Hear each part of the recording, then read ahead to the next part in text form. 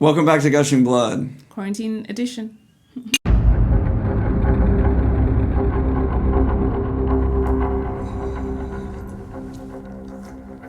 So here we are in New York City.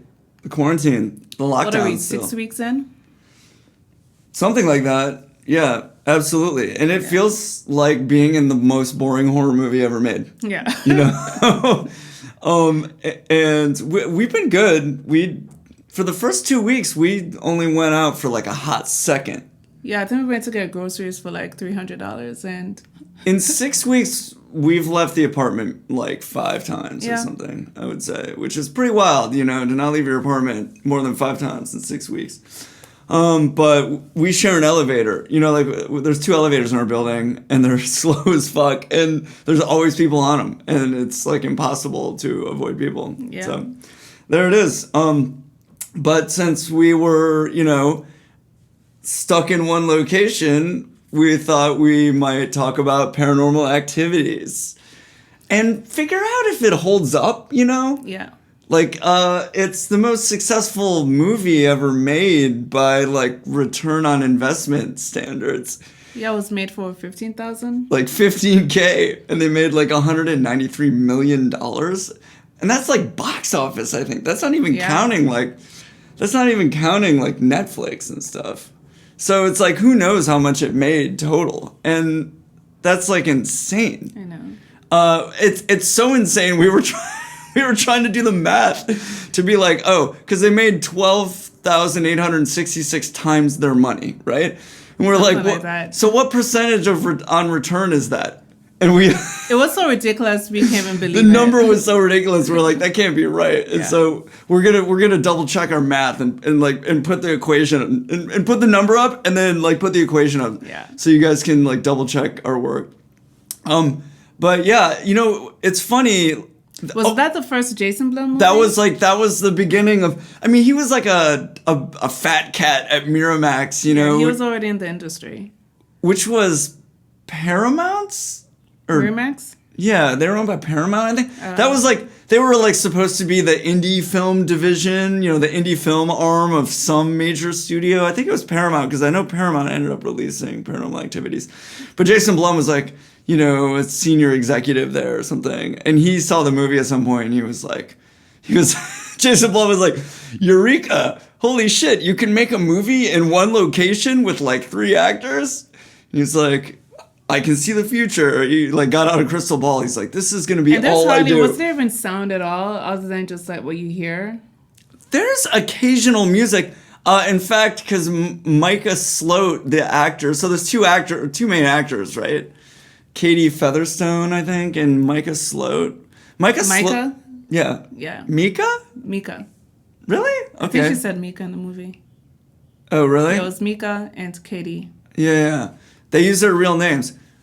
Which goes to... Let's talk about... to get back to the music. So, Mika is actually a musician, and some of his music is actually on the soundtrack, I read. That was news to me. I'm not going to pretend that I knew that. But what I was going to say is they use their real names, which is one of the things this movie did really well. Because this is us talking about, does it hold up? Is it still good? It's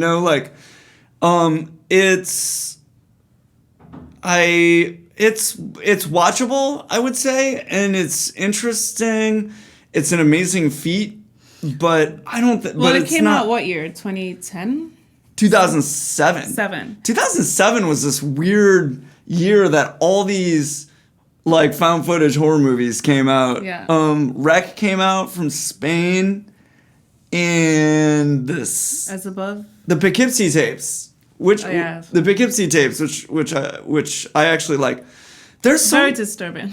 I don't. Found footage is complicated. I don't always love it. As Above, So Below is good. That one's great. If you guys haven't seen that one, and there's a Wreck is good. Super 8 is not exactly a horror movie, but it's pretty good. It's a good movie, and it's like found footage, but it's fatiguing on the eyes, I find. Yeah, very. I mean, not so much. Paranormal Activity, it wasn't as bad It's not. It wasn't as bad as Blair Witch. Yeah. So let's talk about found footage really quick. So like the original one is Cannibal Holocaust, which, and it's like I'm gonna get dragged for being a horror fan, but I haven't watched it. But in my We haven't seen it. I'm an animal rights guy, yeah. and they kill a whole bunch of animals on tape. Some of them, like they killed multiple monkeys to film a scene. I just can't do it. I can't, like as scary as horror movies are for me and supposed to be, they're not. They don't feel like I'm doing something wrong. Like they're victimless.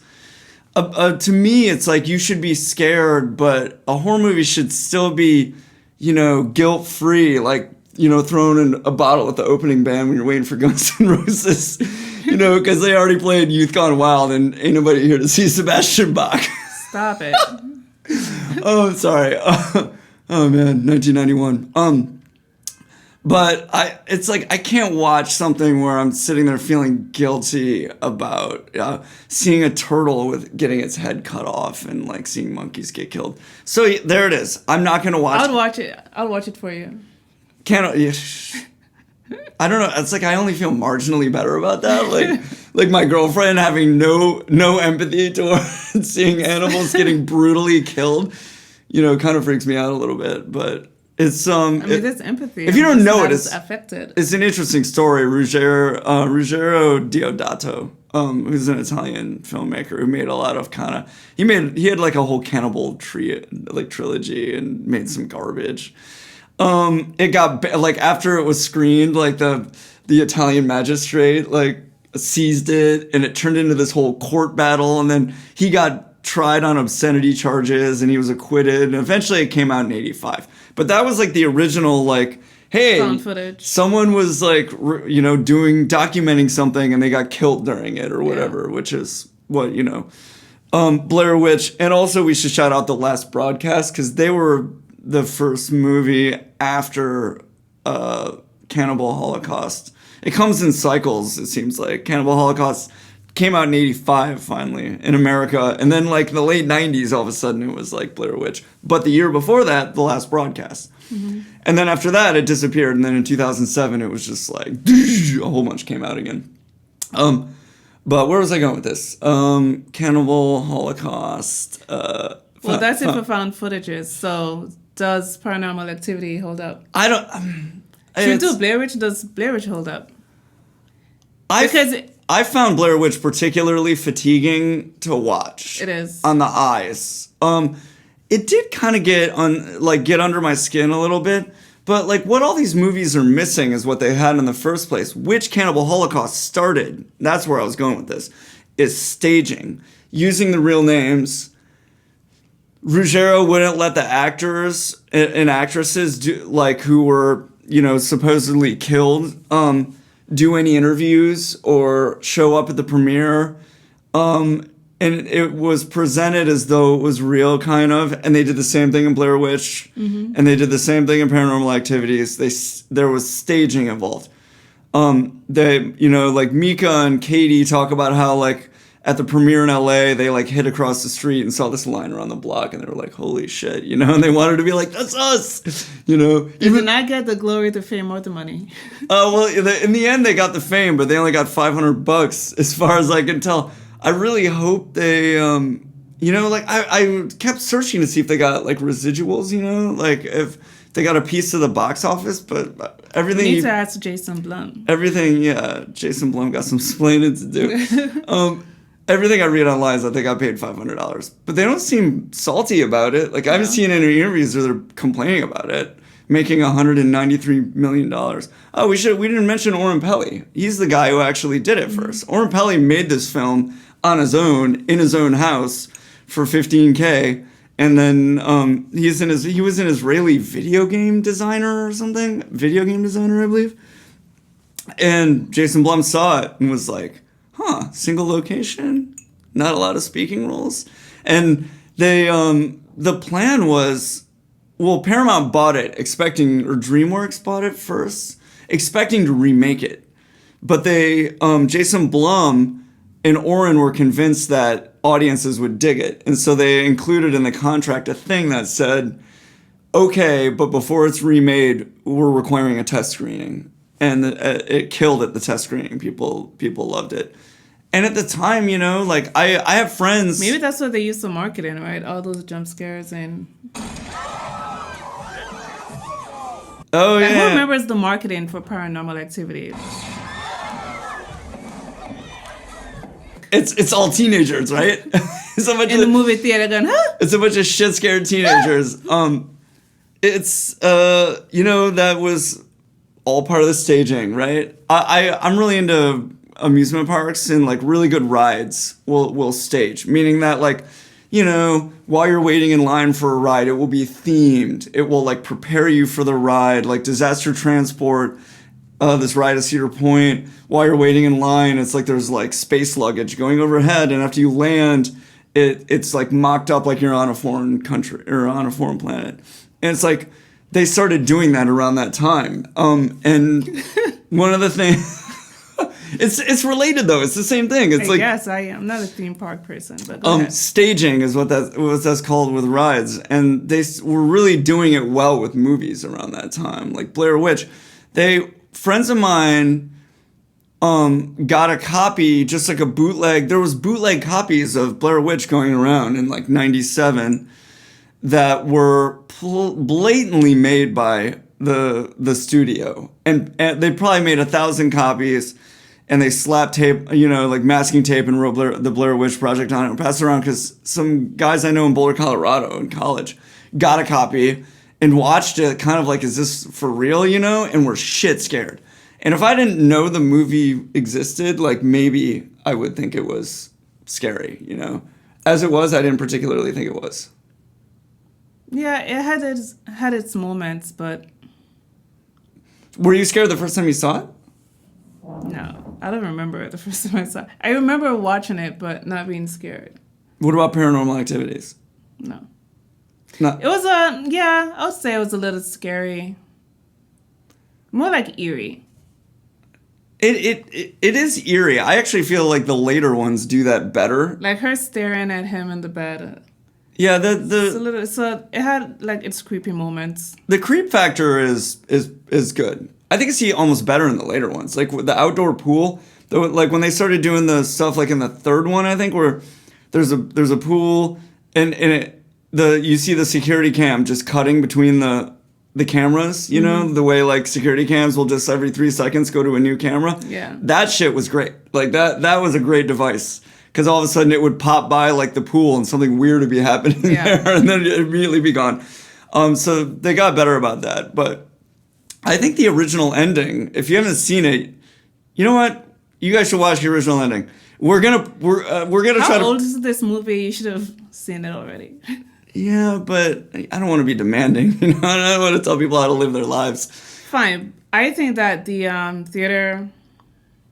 theatrical release, I get it. I think it had more impact for being in a movie theater compared to like the original. The original's a little bit. It sets you up for the sequel.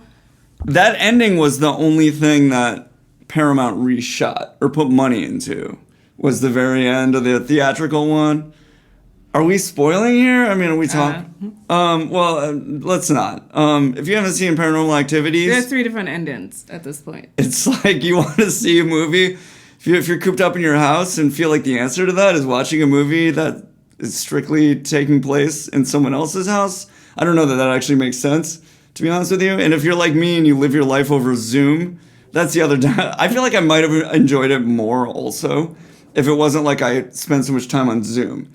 Where it's like I'm looking at like computer camera stuff all the time, and so like watching a movie about it was like fatiguing to the eyes. But if you haven't seen it, you should see it. It's a phenomenon. It's the most successful movie of all time, and it was literally just an inspiration to filmmakers. You didn't answer the question. Does it hold up? I thought I did answer that. I don't think it holds up. I think it's one of those things where you got to give it mad respect. It's like early hip hop. I think I'd respect it more if it was original, if it were the first. There's a lot of of its kind, but it's not. It's in a way it is though, because Cannibal Holocaust, pretty big budget, you know. It took their blueprint. It took the found footage, but even Blair Witch wasn't all one location. Blair Witch cost 4 times as much money. If that tells you something about how impressive it is that they made Paranormal Activity for $15K, they spent $60K on Blair Witch. Yeah. And that shit looks like a college film. It does. But I don't. That being said, it's like I find Paranormal Activities to be, you know, sort of like early '80s hip hop, like Dr. Jekyll and Mr. Hyde, you know, kind of stuff where it's like you've so much respect for those guys, like doing it first, but it doesn't age well. It's not particularly listenable unless you were at a certain age when that stuff came out. Otherwise, it feels clunky, and I would say the same of Paranormal Activity. It feels a little like it could be shorter. It could be 15 minutes shorter. Blair Witch for sure.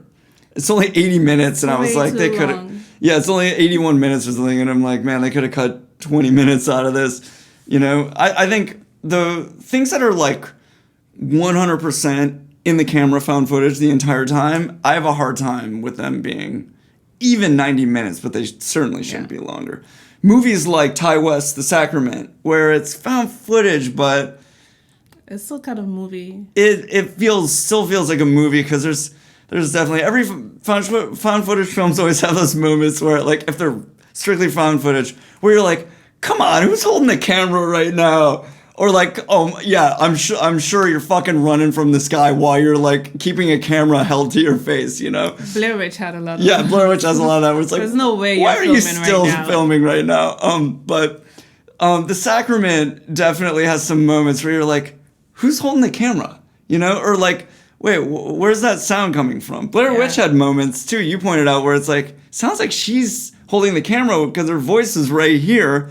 But we're seeing her on the fucking log that they've crossed 3 times. But so I find the ones that are found footage the entire time to be really taxing to watch. Yeah. And I think they got better after Blair Witch, like Paranormal Activities. That was a little better. Creep. Wreck is and even though Wreck is like night vision almost the entire time, and it's very strict found footage, and there's not a note of music the entire movie until the end. It did not feel fatiguing. It didn't even scan to me like a found footage film. I wasn't even like, oh, this is a found footage film. The way they set it up with the you know, it being the news person, it was kind of like, oh, it just didn't feel like found footage, and found footage films, like, I keep using the word fatigue, and that's what it's like. I get a fatigue after a while watching them. I agree. But Wreck didn't give me that. The Sacrament didn't give me that, but that's because that one breaks it up more, you know. Creep. Yeah, Creep is really good. Yeah. 1 and 2. Creep was also one where there's sometimes where it's like, you know, where they're like passing the camera around to try to explain, like, okay, now, you know, now he's holding it. And like, okay, now the serial killer's holding it. Like, where they're trying to explain why the camera is still running. Yeah. At least in Jerusalem, that Israeli one, you know, it was like they just explained it with like, oh, someone's got Google glasses. Remember Google glasses? I remember. Forgot about Google glasses. Yeah, it was like someone has Google glasses on, and so they're like, okay, that's it. Okay, don't worry about it. You don't got to worry about who's holding the camera. Yeah. Someone's just got fucking Google glasses on. But I think, you know, I have a lot of respect for Paranormal Activities. And like I said, some of the later ones kind of did it for me. But, you know, I don't think that it's like, if you haven't seen it and you're not from that era, you're not going to go back and watch it and be like, oh my God, this is so good or so scary. Mm-hmm. Nothing ever seems to be as scary when you go back, I think. I agree. Imagine watching those horror movies from the 80s. Yeah. Like Friday I've been meaning to watch Nightmare on Elm Street. I've been meaning to watch because that one scared me. That one legitimately scared me. Friday the 13th. We should go back and watch it. Yeah. That's a great movie. If anyone out there hasn't actually watched the first Friday the 13th, It is actually a great That was horror a cheap movie. one too. That's one of those like cheapest movies ever made. Yeah, it was like under $1 million. Oh, I thought it was like I thought it was like 100 grand. Yeah, I thought it was like 100 grand. That one's great if you haven't seen it. The first time I saw it, it really blew me away because like I'd just been like whatever because I'd seen all these later ones, and was just like whatever. It's fucking some cheese dick with a hockey mask on, but it's actually way more than that in the first film especially, and to a lesser extent the second film. There's a lot more to the lore and the story and everything in the beginning. Later, it's fucking, Freddy versus Jason on a goddamn spaceship or whatever. Like, I think that was Freddy and Predator. No, you're Predator. Jason and Predator. You're thinking Predator versus Alien. Oh yeah, all those damn crossovers. Which is like, I actually like them. Which is hilarious. I have not watched any of them. I have to be honest. I was pretty convinced I was not gonna like them, so I didn't watch them. Fair enough. What's your favorite found footage? Do you have one? I really liked Wreck. That was a really good one. Yeah, you did really like Wreck. Wreck was really good. I would say the first three are all really good. The fourth one is still... Is that the wedding? The second one I think is the wedding. Oh, I like second one's really good. Second one they explain some more. It continues straight from the first. Yeah, which is cool. We always like that. Like Insidious, which by the way was produced by Oren Peli. All three of them. Oren Peli. Yeah, and Jason Blum. They were like partners in crime early on. He's like the less known one, right? Like he's like in the Neptunes. It's like everybody knows Pharrell, but nobody knows Hugo. Chad Hugo, is that his name? It's like Oren Peli was exactly. Oren Peli was the guy that no one knew in that team early on because they were totally involved. And Oren Peli was actually offered the chance to direct The Conjuring, and he was like, I'm fucking over it. He said that like making films can be such a miserable experience that if it doesn't turn out well, like you just feel like you wasted like a couple of years of your life. Also, it's got to be hard after you make a film for $15K and like own every aspect of the creative process, and it's the most successful film of all time. How do you follow that? Yeah. Like, all of a sudden you got... So I'm going to quit while I'm ahead. And that's... he has a quote that's basically like that, where he's sort of like... Where he's basically like, I'm just going to go out on top, But he's like, and I don't want to shoot films at my... Paranormal Activities... It's fine. Paranormal Activities was at his house in San Diego, which was like... I wonder if he was married at that point. Like, that's a tough sell to your wife, Like... Hey, I'm gonna have some strangers over to shoot a horror movie. How much are they paying you? He's like, well, technically I'm spending $15,000 to make the movie, but there's a chance I'll make $193 million. She's like, yeah, I'm so sure. Yeah. I mean, honestly, hopefully for his sake, he didn't get married until after he made $193 million, because that's a better time. That's a better time. Shame. What else? You got anything else to say about Paranormal Activities? I like the franchise. There's like I don't know. 7, I think horror right? movies have gotten so much better since that when you go back and watch these. For me, it's like watching the 80s horror movies that I grew up on. They just come across as a little cheesy, fake. Yeah, it's... when you start watching like Insidious and Conjuring, they're on a different level and you're just like, whoa. Yeah. Insidious, really great. Also picks up right where the second one picks up right where the first one leaves off, just like Wreck, which is always cool. But Dawn of the Dead did that? No. Day of the Dead? No, Dawn of the Dead. One of those picked up kind of right where the first. So many dead. So many dead. Yeah. But if you haven't seen it, if you're a horror fan, you haven't seen it, you should see it because it was definitely a kind of watershed moment in horror. All the modern horror that's shot in one location with hardly anybody in it, it's like that's all Paranormal Activity. Yeah. And to a lesser extent, Blair Witch. But Paranormal Activity really distilled the formula down to like, because they didn't need a cameraman even. Mm-hmm. I do find Blair Witch more, if I were to believe all this crap, more believable than Paranormal Activities, though. That's true. I would say there's something there's an element of realism. It's more real. And there's also stuff that's scary in it that's not supernatural, right? Yeah. Being lost in the woods, that's totally real. You know, like one of your buddies having a mental breakdown. Having a breakdown. Being in charge and everything going to shit, you know? And on top of that, what I found to be scariest in that movie is there's these like spasms of like violence that aren't like, the violence isn't bad, but they ramp up really quickly. The way things do when people are under great stress. And so like they'll kind of start fighting and all of a sudden one of them will start screaming and grab the other one.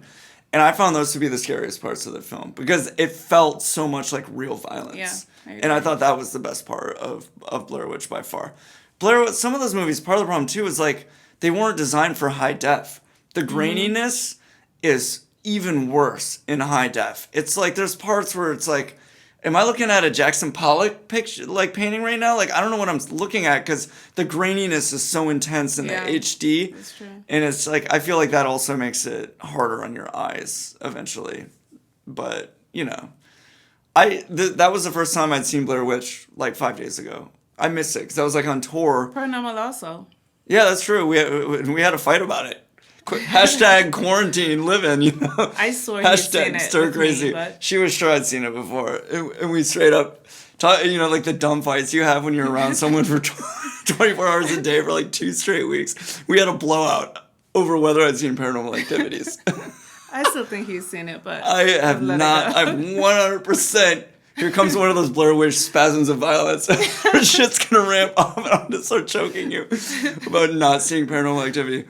I 100%. That was the first time I'd ever seen it. But I'd seen a bunch of the later ones with you in the theater. Even that was the beginning of us realizing you couldn't see mainstream horror movies in New York City unless you go really late in their run on a Tuesday, because otherwise there's going to be a bunch of shithead teenagers there. Yeah, and you're going to be like, you know, like, do I care enough to get shanked, basically?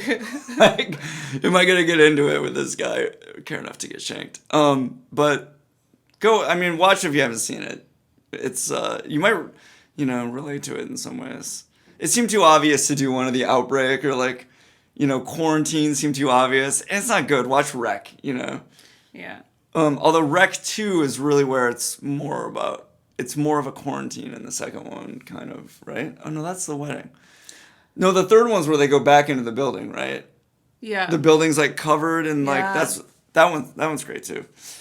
Even though, like, the characters are all, like, very, you know, stock, like, classic. Like, there's, you know, the little girl and the old man and the person who's got fucking diabetes or asthma and doesn't have their medication, always, you know, whatever. It's a shame that, it's not a shame, but it's too bad we've seen all the quarantine movies, and now we're in quarantine. It's like I already saw all of them. Flu's good. If you haven't seen that one, Korean one. If you guys want like Outbreak recommendations, you know, like Flu or Apocalypse. We saw a really good Apocalypse one last night, actually. The Road. Yeah, The Road. You know, it's funny. I heard people who've read the book are always like, oh, the movie's not as good, and it's probably not. And it was a little heavy-handed in places, but overall, I actually thought it was great, and it was also fun to watch because I always kind of had a feeling that, and I feel like I read it somewhere, that The Last of Us video game was kind of inspired by The Road. And seeing it, I see it. And also Days Gone, the video game, is also clearly inspired by The Road. So it was cool to watch it, and it looks amazing. For that alone, almost you should watch it. It's the look of it is fantastic. So this camera has like a built-in editor of us that just like shuts us down when we're talking too much. Right. So it's enough. It apparently decided that was enough of us talking about Paranormal Activities and Outbreak movies. It basically was like, if you want to talk about Outbreak movies, why don't you make another video about Outbreak movies? Anyway, thanks for listening. Cheers. Cheers. Stay safe. Wash your hands. 20 seconds. And drink wine. What you having whiskey? And drink wine. You know, there was a guy who like cut himself on Ebola glass and was waiting to get Ebola, and he like drank a whole shit ton of whiskey, and he didn't end up getting it, even though it was so contagious. And he was always convinced that it was like Whiskey? that the alcohol it so like doused himself in alcohol in his bloodstream that it killed the virus. Okay. I'm not going to recommend that if you think you got exposed to COVID, you should absolutely get shit-faced, but it's something to think about. Thanks for listening.